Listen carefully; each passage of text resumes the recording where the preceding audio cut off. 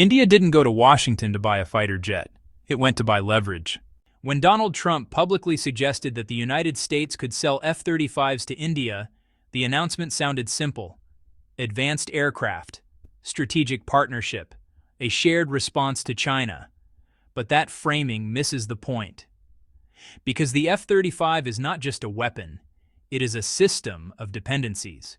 And once you step inside that system, getting out becomes very difficult. So the real question is not whether the F-35 is better than the Su-57.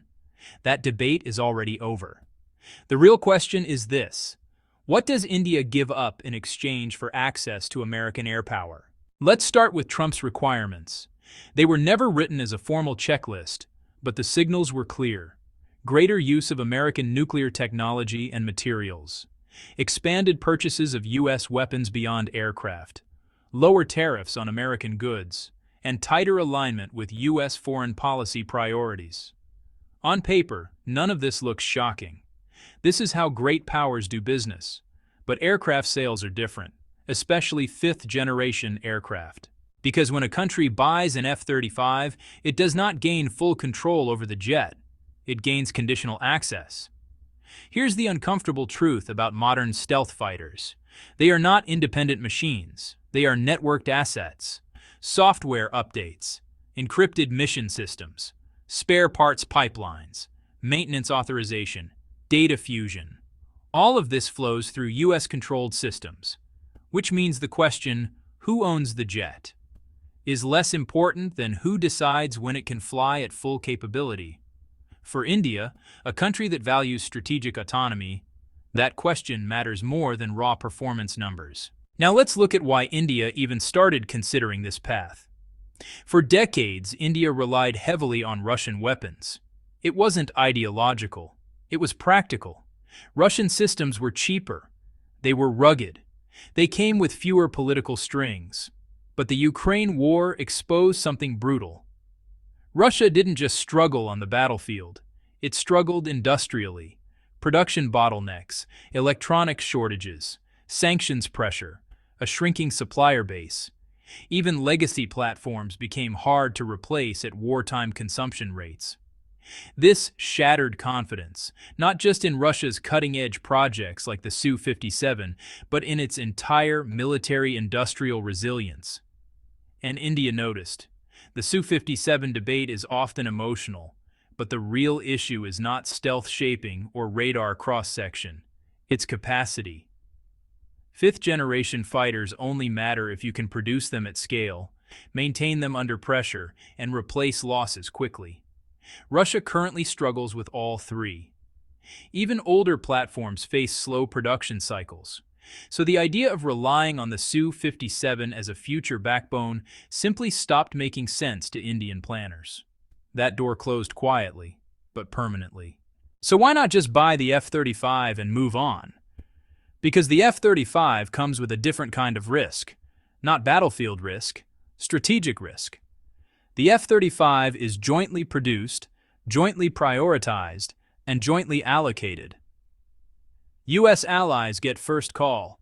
Existing backlogs are massive. Wars don't shorten queues, they lengthen them. And after Ukraine, demand exploded. If India signs today, delivery timelines are still uncertain. If a major crisis erupts tomorrow, priorities shift instantly. That's not speculation. That's how alliance logistics work.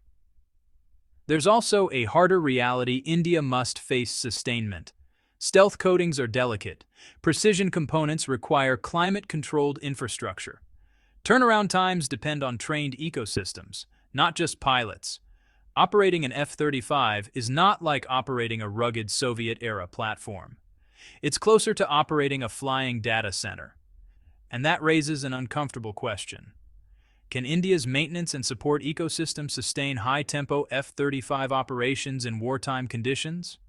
This is not an insult. It's a systems question.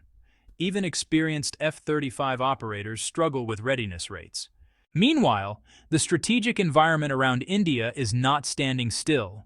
China is not just building aircraft. It is building industrial depth. Engines, radars, materials, sensors, chips, supply chains fully inside national control.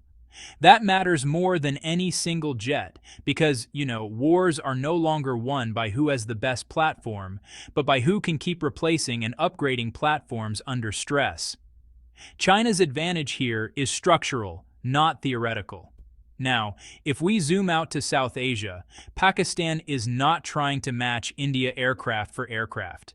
Instead, it is integrating into a supply ecosystem with China right next door. Short logistics lines, shared platforms, shared production philosophy. If aircraft are damaged, parts don't cross oceans, they cross borders. That asymmetry matters far more than brochure specifications, and India knows it. This is where the F-35 offer becomes paradoxical. On one hand, it represents technological prestige. On the other, it locks India deeper into an external ecosystem at the exact moment autonomy matters most. Worse, early F-35 access does not include full maintenance or software sovereignty. Service contracts remain American, usage parameters are monitored, upgrades are conditional. In peacetime, this is manageable. But, in crisis, it becomes leverage. So what is India really deciding? Not whether the F-35 is good. It is. Not whether Russia can still deliver. It can't, at scale. The real decision is philosophical. Does India anchor its future air power in a system it does not fully control? Or does it accept short-term limitations to preserve long-term independence? There is no perfect answer. Only trade-offs. And this is why Trump's proposal was less about jets and more about alignment. The F-35 is not just a fighter. It is an invitation into a rules-based military ecosystem. Once inside, neutrality becomes harder, deviation becomes costly, exit becomes painful. That may be acceptable, but it must be understood clearly. So if India eventually flies the F-35, it won't be because the Su-57 failed, and it won't be because the F-35 is unbeatable.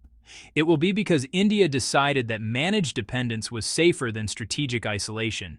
And if it doesn't buy the F-35, it won't be rejection. It will be caution. Because in the next great power competition, the most dangerous weakness isn't outdated aircraft. It's losing control over the systems that keep them flying. That's the real battlefield. And that's why this decision matters now.